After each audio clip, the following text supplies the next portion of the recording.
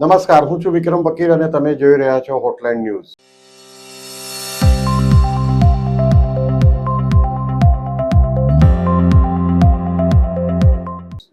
જ્ઞાતિવાદનું ઝેર ગુજરાતમાં વર્ષો જૂનું છે અને એના મૂળિયા એટલા ઊંડા છે કે તરત નીકળવાનું પણ નથી. આ જ્ઞાતિવાદને કારણે ભૂતકાળમાં સૌરાષ્ટ્રમાં મોટે ભાગે ભાવનગર કે બીજા જિલ્લાઓમાં એકબીજા સાથે મારાકાપી થઈ છે અને વિવિધ જ્ઞાતિઓના કેટલાક વ્યક્તિઓ એકબીજા પર હુમલો કરીને એમની હત્યા સુદ્ધા કરી નાખી છે. હમણાં થોડા દિવસ પહેલા જ ભાવનગર જિલ્લામાં કાના તળાવ ગામમાં કેટલાક રબારીઓએ માર માર્યાના આક્ષેપ થયા હતા. હવે આની સામે બદલો લેવા માટે સુરતથી પાટીદારો 100 મોટરકારનો કાફલો લઈને ત્યાં ગયા હતા ગામ, અને ત્યાર પછી ભરવાડોએ પણ એવી જાહેરાત કરી હતી કે અમે 500 ગાડીનો કાફલો લઈને જઈશું. આ બાબતે આજે આપણી સાથે વધુ વિગતે વાત કરશે જાણીતા પત્રકાર કિરીટભાઈ ત્રિવેદી. કિરીટભાઈ, આપનું સ્વાગત છે. જી ધન્યવાદ. કિરીટભાઈ, આજે આખી ઘટના છે એ બાબતે થોડું જણાવો. ભાવનગર જિલ્લાના વલભીપુર તાલુકાનું કાના તળાવ ગામ છે. ત્યાં એક વૃદ્ધ નદીમાંથી માટી એટલે રેતી લઈ રહ્યા હતા પોતાના ટ્રેક્ટરમાં. ત્યારે ત્યાં 3 રબારી યુવાનોએ આવી અને એમને પાવડાના હાથા વડે ફટકાર્યા.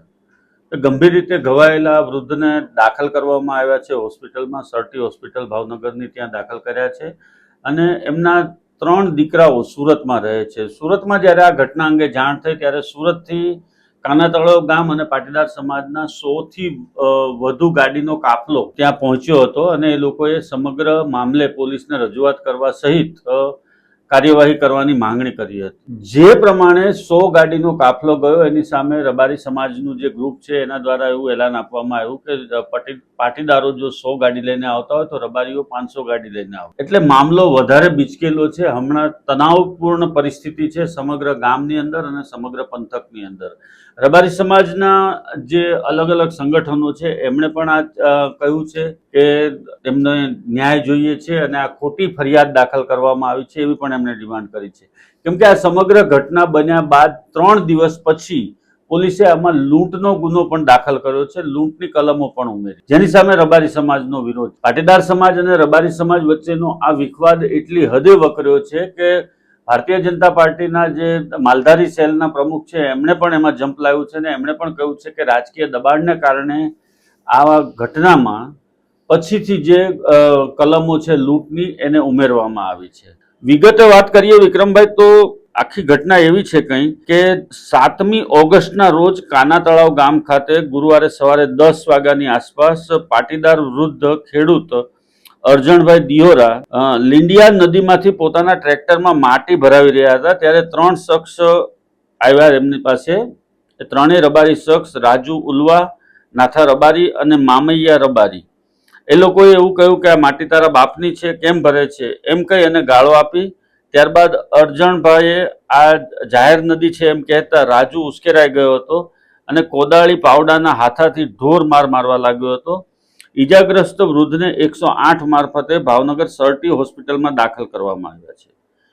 માત્ર 6 ધોરણ સુધી ભણેલા 74 વર્ષીય અરજણભાઈને તેમના પત્ની સાથે વલભીપુર તાલુકા કાના તળાવ ગામમાં રહે છે. તેમના સંતાનમાં 3 દીકરા અને આ 3 દીકરા હાલ સુરતમાં રહે છે.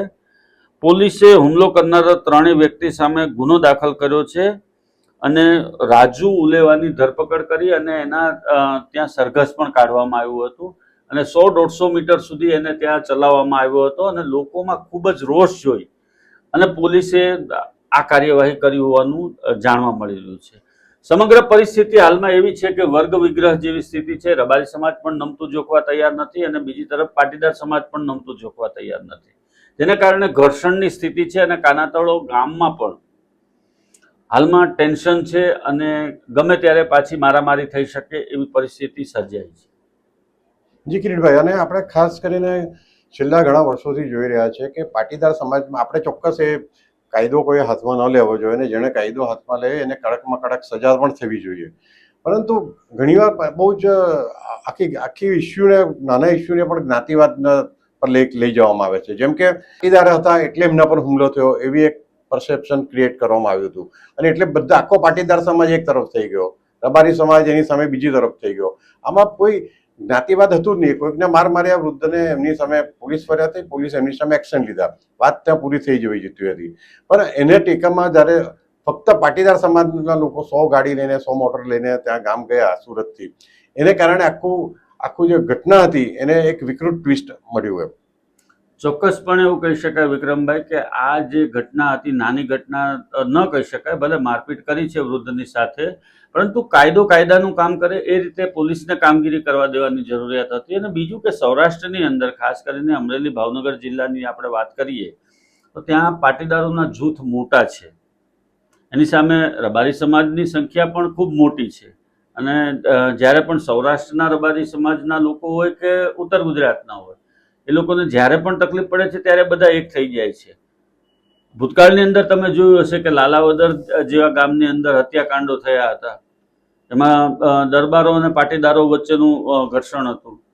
એ વાત ધીમે ધીમે વિસારે પડતી ગઈ. દરબારો પોતાની રીતે કમાતા થયા, પોતાની રીતે બધું કામકાજ કરતા થયા. ત્યારે હવે આવી નાની જે કોમ્યુનિટી છે એ લોકોની સાથેનું ઘર્ષણ પણ પાટીદાર સમાજ સાથે વધી રહ્યું છે. હવે વાત કરીએ રાજકોટની, તો રાજકોટની અંદર પણ આવી જ પરિસ્થિતિ છે. ગોંડલમાં પણ આ જ પરિસ્થિતિ છે. ગોંડલમાં પણ ક્ષત્રિયો અને પાટીદાર આગેવાનો વચ્ચે સતત ઘર્ષણ ચાલ્યા કરે છે. એટલે સૌરાષ્ટ્રની અંદર આ જાતિવાદનું જે ઝેર છે એ ઝડપથી ફેલાઈ રહ્યું છે અને એની સામે કોઈ રાજકીય રીતે કોઈ કાર્યવાહી કરવામાં આવતી નથી, અથવા રાજકીય દબાણ પણ હોય છે. આમાં દરેક વખતે એવું જોવામાં આવે છે કે રાજકીય દબાણને કારણે પણ ઘણી કાર્યવાહીઓ થતી નથી. એટલે વિવાદ આખી વાતનો ત્યાં છે કે બે સમાજ આમને સામને આવી જાય ત્યારે રાજકારણીઓએ એનાથી દૂર રહેવું જોઈએ, પરંતુ રાજકારણીઓ એમના રોટલા શેકે છે. આમાં આ વસ્તુ પ્રજાએ સમજવાની જરૂર છે. પાટીદારો કે રબારી કે દરબાર કોઈ પણ સમાજના લોકો હોય એમને સમજવાની જરૂર છે કે તમારા નામે રાજકીય રોટલા શેકાઈ રહ્યા છે. જી કિરીટભાઈ, અને આમાં છે ને આ ઝેર ખૂબ ઊંડું છે, જૂનું છે. કારણ કે મને યાદ છે કે હું જ્યારે પત્રકારત્વની મેં શરૂઆત કરી હતી તે જમાનામાં કોંગ્રેસ સત્તામાં હતી, ભાજપમાં, અને માધવસિંહ સોલંકી મુખ્યમંત્રી હતા. એ વખતે પાટીદારોને એમ સતત લાગતું હતું કે એમને કોંગ્રેસના રાજ્યમાં અન્યાય થઈ રહ્યો છે. હવે ભાજપનો જે રાઈસ થયો એમાં પાટીદારનો પણ ખૂબ મહત્વનો ફાળો રહ્યો છે. છેલ્લા ઘણા વર્ષોથી તમે જુઓ તો મોટે ભાગના પાટીદારો ભાજપ તરફી વોટર્સ તરીકે રહ્યા છે. અને એને કારણે તમે જુઓ તો ગાંધીનગર સચિવાલયમાં નોકરીમાં પણ તમે જુઓ તો પહેલા કરતાં પાટીદારોનો દબદબો વધ્યો છે. મંત્રીમંડળમાં પણ ઘણા પાટીદારોને સ્થાન મળે છે. સંગઠનમાં પણ પાટીદારોનો દબદબો છે ભાજપમાં ખાસ કરીને. એને કારણે અન્ય ઇતર જ્ઞાતિઓમાં એવું એક અસંતોષ હવે થાય છે. હવે આખી વાત રિવર્સ થઈ ગઈ છે 30-35 વર્ષ પહેલા, જે 40 વર્ષ પહેલા હતી એના કરતા, કે ભાઈ અમને અન્યાય થાય છે અને રાજકીય રીતે અમને છેટા રાખવામાં આવે છે. અને એને કારણે જે થયું, આ જે ઘટના બની, તો એ રાજકીય એને પણ આપવામાં આવ્યો છે. હું માનું છું ત્યાં સુધી સ્થાનિક પોલિટિકલ વિશે મને માહિતી નથી ત્યાંના સ્થાનિક આ ગામમાં રાજકારણ વિશે, પણ ચોક્કસ આની પાછળ રાજકારણ પણ હશે. ચોક્કસપણે રાજકારણ હોય જ વિક્રમભાઈ. આમાં જે આખા ઇસ્યુને જે પ્રમાણે ચગાવવામાં આવ્યો છે એમાં 100% રાજકારણ જ છે. અને આપે કહ્યું કે પાટીદાર સમાજ, તો પાટીદાર સમાજ જ જે પ્રમાણે ભારતીય જનતા પાર્ટી સાથે કનેક્ટ છે. અને ભારતીય જનતા પાર્ટીએ શું કર્યું છે સાહેબ, એ લોકોની મોડેસ ઓપરેન્ડી જુઓ તમે. 84-85 ની અંદર પહેલી વખત કોર્પોરેશનની સત્તા મળી ભારતીય જનતા પાર્ટીને અમદાવાદ કોર્પોરેશનમાં. ત્યારબાદ એ લોકોએ ગુજરાતની સત્તા સર કરવા માટે શું કરવું, તો એના માટે ખૂબ થિંકિંગ કર્યા પછી પ્રત્યેક સમાજના જે આગેવાનો હતા એ લોકોને લીડર બનાવ્યા એમણે. પાટીદારોમાં પણ પાછા લેવા પાટીદાર ને કડવા પાટીદાર છે.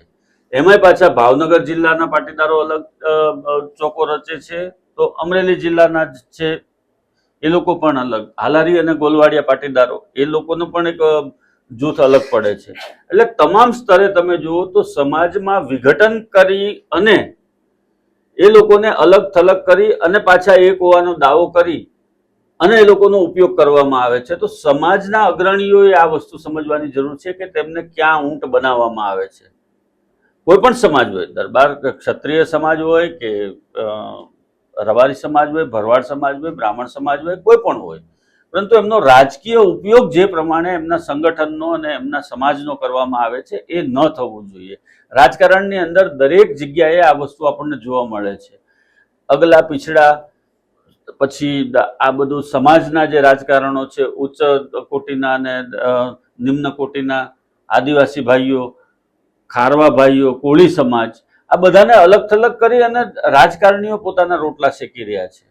આ કાના તળાવની ઘટના મારામારીની હતી, એમાં આટલા મોટા પ્રમાણમાં એનું રિએક્શન આવ્યું, એની સામે હવે રબારી સમાજનું રિએક્શન આવશે. અને પાટીદાર સમાજ દ્વારા તો એવું પણ કહેવામાં આવ્યું છે કે 500 ને 5000 ગાડી લઈને આવો. એટલે આ ઘર્ષણ વધવાનું છે ધીમે ધીમે, એટલે એના ઉપર કંટ્રોલ કરવાની છે. અને કિરીટભાઈ, આપણા ગુજરાતના કમનસીબે આજે ગુજરાત પાસે કોઈ પણ એવો મોટો નેતા નથી કે જેના એક બોલે બધા સમાધાન કરી લે કે સમજૂતી થઈ જાય. આમાં આટલું બધું બે સમાજ વચ્ચે ભેદભાવ થઈ ગયા છતાં પણ ગુજરાતના કહેવાતા નેતાઓમાંથી એક પણ નેતા આમાં વચ્ચે પડીને સમાધાન કરવાના પ્રયત્ન કર્યા નથી. એમણે પબ્લિક એવું સ્ટેટમેન્ટ આપ્યું કે ભાઈ આ વાત અહીંયાથી અટકાવો, અને કોઈ નાના મોટા નેતાની વાત પણ હવે કોઈ માનતું નથી. એની વાતમાં કોઈ પણ જ્ઞાતિ એને ફોલો કરે, એની વાત માને અને એનું કહ્યું માનીને સમાધાન કરે. લોકનાયક વર્ષ 2014 થી કોઈ છે જ નહીં ગુજરાતની અંદર, અને આમ તો ગુજરાતની ધરતી 2001માં વડાપ્રધાન નરેન્દ્ર મોદીના આગમન બાદ ન નેતી થઈ ગઈ છે. હું કહેતો હોઉં છું કે સુરતમાંથી કાશીરામ રાણા નું રાજકારણ પૂરું થઈ ગયું, શંકરસિંહ બાપુનું રાજકારણ પૂરું થઈ ગયું, કચ્છમાંથી સુરેશ મહેતાનું રાજકારણ પૂરું થઈ ગયું, આ રીતે નલિન ભટ્ટનું રાજકારણ બરોડામાંથી પૂરું થઈ ગયું. આવા તો અનેક દાખલાઓ આપી શકીએ આપણે કે નેતાઓ બધા નેપથ્યમાં ધકેલાઈ ગયા, બધા પડદા પાછળ જતા રહ્યા. અને નવી જે નેતાગીરી આવી છે, નવી નેતાગીરીમાં એવો દમખમ હજી સુધી દેખાયો નથી.